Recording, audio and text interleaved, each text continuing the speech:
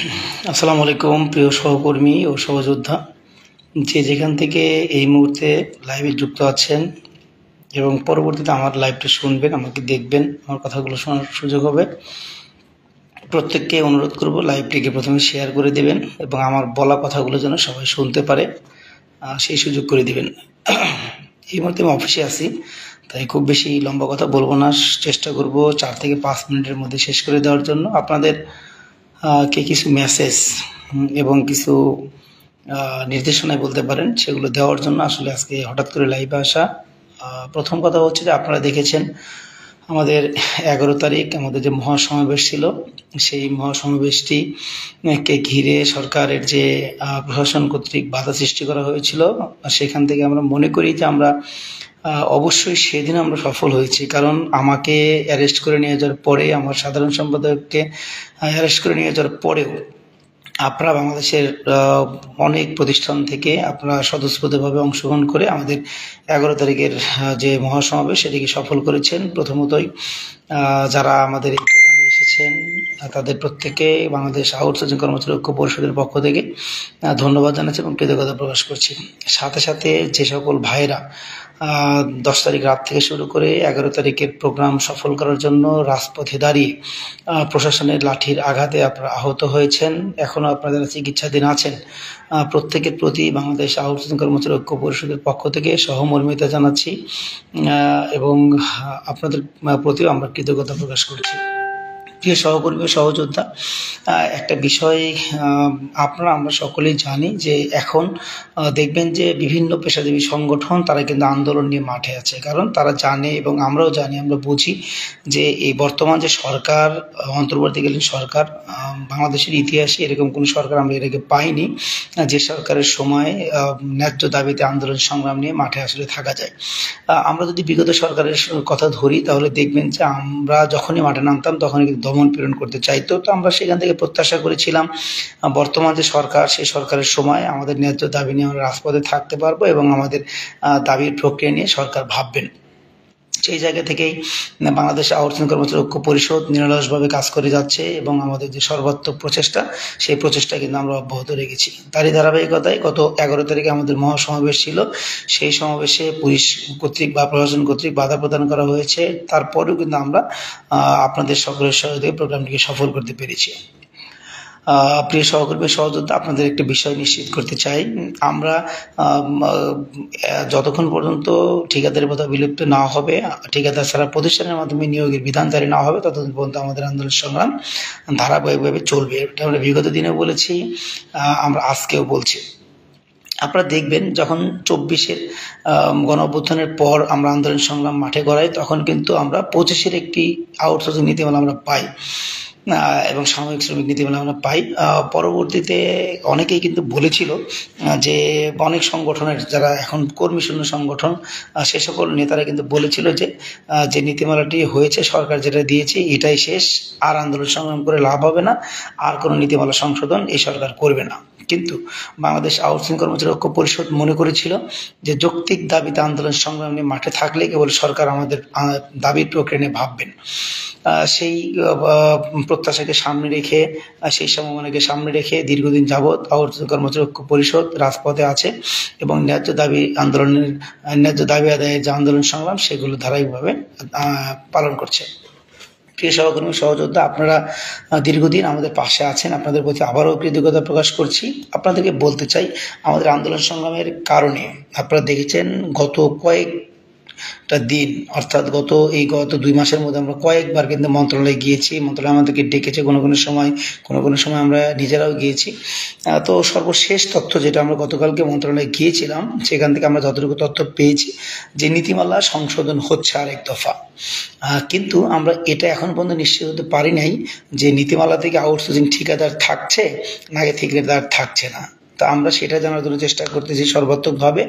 আমরা আবারও বৃহস্পতিবার সকাল 10:30টায় ইনশাআল্লাহ মন্ত্রণালয়ে ঢুকবো এবং চেষ্টা করব যে ঠিকাদার থাকছে কি থাকছে না এই বিষয়টি জানার জন্য। প্রিয় সহকর্মী সহযোদ্ধা, আপনাদেরকে বলতে চাই, আপনারা যদি মাঠে থাকতে পারি, আন্দোলন সংগ্রাম ধারাবাহিকভাবে রাখতে পারি, তাহলে আমরা প্রত্যাশা করি যে ঠিকাদার ছাড়াই আমাদের নীতিমালা সংশোধন হবে।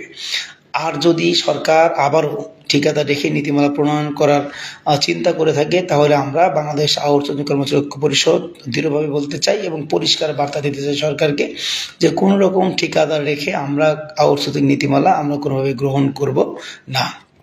সেই জায়গা থেকে আপনারা যারা আমার লাইভটি এই মুহূর্তে দেখছেন, আমি তাদেরকে অনুরোধ করব আপনারা আপনাদের নিজ নিজ প্রতিষ্ঠানকে গুছিয়ে রাখবেন, নিজ নিজ প্রতিষ্ঠানের সকল সহকর্মী সহযোদ্ধাদেরকে আপনারা উদ্বুদ্ধ করবেন এবং সবাইকে সচেতন করার চেষ্টা করবেন। একটা কথা মাথায় রাখবেন, আমরা যদি অতি দ্রুত সময়ের মধ্যে এই ঠিকাদারকে বিতাড়িত করে আমরা ঠিকাদার ছাড়া আমরা আমাদের চাকরির যে নীতিমালা সেই নীতিমালা যদি আমরা না পাই, তাহলে কিন্তু আগামী দিনে আমাদের অনেককে চাকরিচ্যুত হতে হবে। পাশাপাশি যে সকল ভাই বোনকে বিনা কারণে চাকরিচ্যুত করা হয়েছে, আমরা যদি এখনই তাদেরকে পুনর্বহাল করতে না পারি, তাহলে কিন্তু আগামী দিনে আমাদের জন্য আর সেটা সম্ভব হবে না। পাশাপাশি যাদের দীর্ঘদিনের বেতন বকেয়া আছে, আমরা কিন্তু চেষ্টা করছি নিরলসভাবে তাদের বেতনগুলো যেন দ্রুত সময়ের মধ্যে পাই, সেগুলো আমরা নিশ্চিত করার জন্য চেষ্টা করছি। এর বাইরে গিয়েও অনেক প্রতিষ্ঠানে আমরা ইতিমধ্যে দেখতে পাচ্ছি ঠিকাদারি প্রতিষ্ঠান সেই ফ্যাসিস্টের মতো করে এখনো আমাদের কম বেতন দিতে চাচ্ছে, সেখানে কিছু কিছু অসাধু কর্মকর্তারাও এর সাথে জড়িত। বিশেষ করে আমরা যেটা জানি, আমাদের যে সকল তথ্য আছে, হৃদরোগ ইনস্টিটিউট যেখানে হয়তো আজকাল বা পরশুর মধ্যে বেতন প্রদান করা হবে, সেখানে ঠিকাদারি প্রতিষ্ঠান সংশ্লিষ্ট প্রতিষ্ঠানের কর্মকর্তা বা পার্মানেন্ট কর্মচারীদের সাথে মিলে আমার নিরীহ ভাই বোনদেরকে বেতন কম দেওয়ার পায়তারা করছে। আমি ইতিমধ্যেই চেষ্টা করছি বিভিন্ন পন্থায় যেন তাদেরকে বেতন কম না দিতে পারে। সেই জায়গা থেকে আমি সকলকে অনুরোধ করব, আপনারা নিজ নিজ জায়গা থেকে সচেতন থাকবেন। আমরা আগামী দিনের আন্দোলন সংগ্রামে যেন আপনাদেরকে পাশে পাই এবং আপনারা যেন অতীতের মতো করে আমাদের পাশে থাকেন।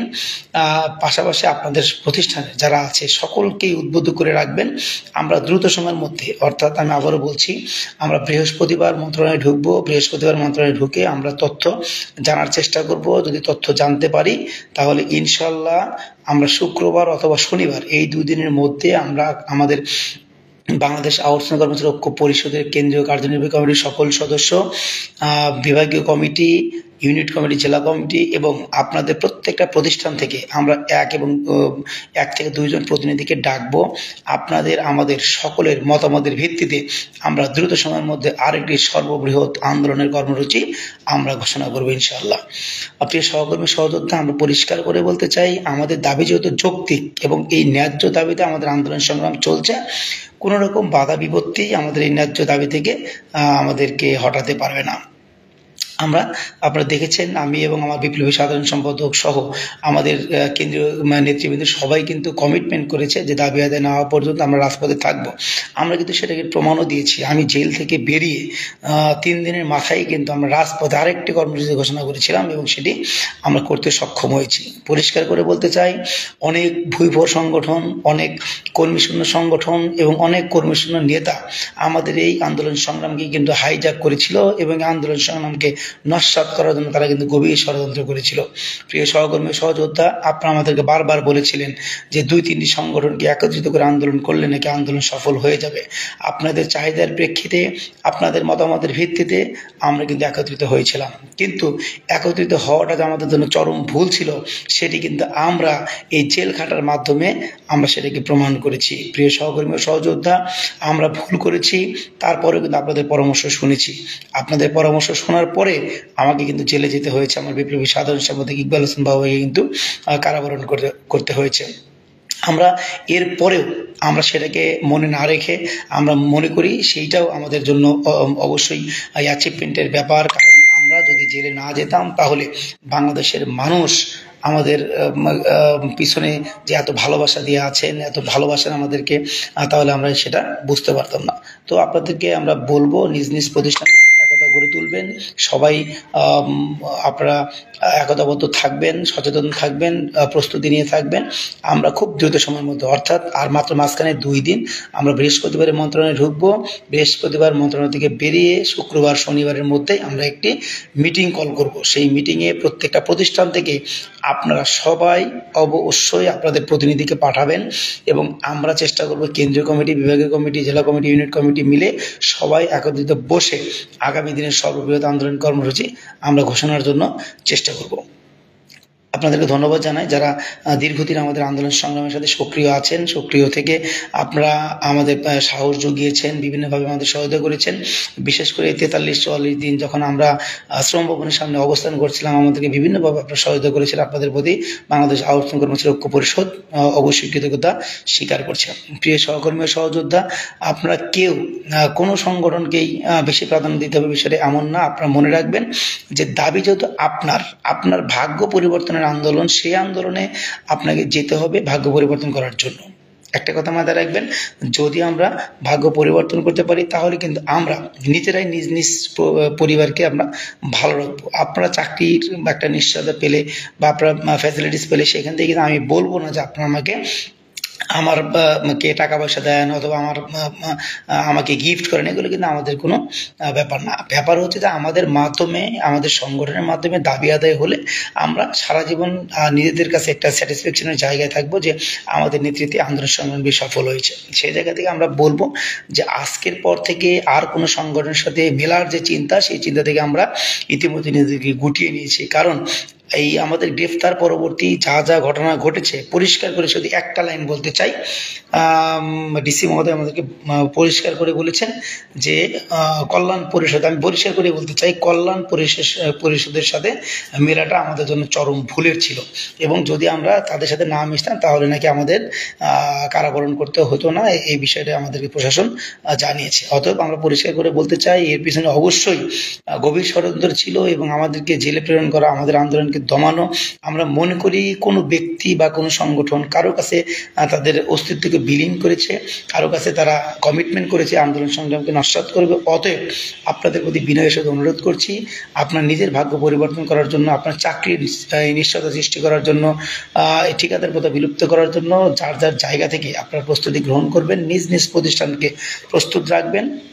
ইনশাল্লাহ আমরা আগামী দিনের আন্দোলন সংগ্রাম খুব দ্রুত সময়ের মধ্যে ঘোষণা করব এবং আমরা প্রত্যাশা করি এবারে যে আন্দোলন সংগ্রাম, সে আন্দোলন সংগ্রাম আর কোনো অপশক্তি, আর কোনো তৃতীয় ব্যক্তি, আর কোনো তৃতীয় সংগঠন কোনোভাবে নস্যাৎ করতে পারবে না। প্রিয় সহকর্মী ও সহযোদ্ধা, আপনাদেরকে আরেকটা কথা বলতে চাই, শুধুমাত্র ঐক্য পরিষদের সভাপতি, সাধারণ সম্পাদক কি নয়, ঐক্য পরিষদের 20 থেকে 30 জন নেতাকেও যদি অ্যারেস্ট করে নিয়ে যাওয়া হয়, তারপরেও আমরা এই যৌক্তিক আন্দোলন থেকে কোনোভাবে আমরা পিছিয়ে আসবো না। আমাদের অবস্থান পরিষ্কার। ঠিকাদার যেহেতু আমাদের রক্ত চুষে খায়, যেহেতু আমাদের বেতন সরকার দেয়, সেক্ষেত্রে তো ঠিকাদার রাখার কোনো প্রয়োজনই নাই। আমি ইতিমধ্যেই হৃদরোগ ইনস্টিটিউটের কথা বলেছি। হৃদরোগ ইনস্টিটিউটে কিন্তু আমাদের সহকর্মীদের প্রাপ্য বেতন থেকে অনেক বেতন কম দেওয়া হচ্ছে। আমরা পরিষ্কার করে বলতে চাই, হৃদরোগ ইনস্টিটিউটে যদি এরকম ঘটনা ঘটে, আমরা সেই ঠিকাদারের প্রতিষ্ঠানের বিরুদ্ধে কিন্তু আমরা কর্মসূচি ঘোষণা করতে বাধ্য হব। সেই ঠিকাদারি প্রতিষ্ঠানের অফিস যেখানে আছে সেখানে আমরা কর্মসূচি ঘোষণা করতে, অথবা সেই ঠিকাদারি যে প্রতিষ্ঠানের ব্যক্তি তার বিরুদ্ধে আমরা পদক্ষেপ গ্রহণ করতে বাধ্য হব। অতএব আমরা পরিষ্কার করে বলতে চাই যে কোনো প্রতিষ্ঠানে আমাদের ন্যায্য যে বেতন, সেই বেতন থেকে আর কোনো বেতন কম দিতে পারবেন না। আমি হৃদরোগ ইনস্টিটিউটের সকল ভাই বোনদেরকে বলবো, আপনাদের যে ন্যায্য বেতন, সেই ন্যায্য বেতন থেকে আপনারা কোনো রকম ভাবেই কোনো একটা টাকা বেতন কম নেবেন না। আপনাদের ন্যায্য মজুরি, আপনারা পরিশ্রম করেছেন, সেখানে অবশ্যই আপনারা আপনাদের ন্যায্য প্রাপ্যতা আপনারা বুঝে নেবেন। ধন্যবাদ জানাচ্ছি সকলকে। সকলে ভালো থাকবেন, আমার জন্য দোয়া করবেন। আপনাদের প্রতি এতটুকু বার্তা দেওয়ার ছিল যে বৃহস্পতিবার আমরা সর্বশেষ আমরা যাব মন্ত্রণালয়ে, সেখান থেকে এসে শুক্র এবং শনিবার আমরা চেষ্টা করব একটি মিটিং করার জন্য। সেই মিটিংয়ে সকল প্রতিষ্ঠান প্রতিনিধি উপস্থিত থাকবেন এবং সকল প্রতিষ্ঠান প্রতিনিধিদের সাথে নিয়ে আমরা কেন্দ্রীয় কমিটি, ইউনিট কমিটি, জেলা কমিটি, বিভাগীয় কমিটি মিলে আমরা আগামী দিনের আন্দোলন সংগ্রাম আমরা ঘোষণা করব এবং আমরা প্রত্যাশা করি যে 11 তারিখের চেয়েও কমপক্ষে 10 গুণ লোক বেশি নিয়ে আমরা আমাদের আগামী দিনের আন্দোলন সংগ্রাম ইনশাল্লাহ আমরা সফল করব। প্রিয় সহকর্মী সহযোদ্ধা, বিপ্লবী শুভেচ্ছা নেবেন এবং নিজেদের মধ্যে বিপ্লবী চেতনাকে উদ্বুদ্ধ করবেন। মনে রাখবেন যে আমরা একটা অধিকার আদায়ের আন্দোলনে আছি। এই অধিকার আদায় করতে, যদি আমাদের ন্যায্য দাবি আদায় করতে আমাকে শুধু জেলে যেতে হয়েছে, বিষয়টি এমন না। যদি আমাকে জীবন দিতে হয়, আমি কিন্তু জীবন দিতেও রাজি আছি। তবুও কোনো অপশক্তি, কোনো তৃতীয় ব্যক্তি, তৃতীয় সংগঠন বা কোনো দুষ্কৃতিকারীর কাছে আমরা কোনোভাবেই আমরা মাথা নত করব না। আপনারা নিজ নিজ জায়গা থেকে দায়িত্বশীলতার পরিচয় দিয়ে আপনার প্রত্যেকটা প্রতিষ্ঠানে আপনারা মিটিং করবেন, সবার সাথে একতা গড়ে তুলবেন এবং সবাইকে বোঝানোর চেষ্টা করবেন যে আমাদের দ্রুতই আরেকটি সর্ববৃহৎ কর্মসূচি ঘোষণা করা হবে। সেই কর্মসূচি সফল করার জন্য সবাই যেন প্রস্তুতি গ্রহণ করে রাখে, সেই বিষয়ে আপনারা সকলকে নিয়ে প্রতিনিয়ত আলাপ আলোচনা চালিয়ে যাবেন। ধন্যবাদ জানাতে সকলকে। সকলে ভালো থাকবেন, আমার জন্য দোয়া করবেন, ঐক্য পরিষদের পাশে থাকবেন এবং বাংলাদেশ আওয়ামী কর্মচারী ঐক্য পরিষদের জন্য দোয়া করবেন, যেন বাংলাদেশ আওয়ামী কর্মচারী ঐক্য পরিষদের সকল নেতৃবৃন্দ মিলে আপনাদেরকে সাথে নিয়ে ঠিকাদার মুক্ত একটি চাকরি আমরা পাই এবং আমাদের যেন এই আউটসোর্সিং নামক যে দাসপ্রথা সেখান থেকে যেন আমরা মুক্তি লাভ করতে পারি, সেই প্রত্যাশা রেখে এবং আগামী দিনের আন্দোলন সংগ্রামে আপনাদের অগ্রিম অংশগ্রহণ নিশ্চিত করার জন্য অগ্রিম শুভেচ্ছা জানিয়ে বা অগ্রিম আহ্বান জানিয়ে আমি আমার বক্তব্য শেষ করছি। দুনিয়ার মজদুর এক হোক।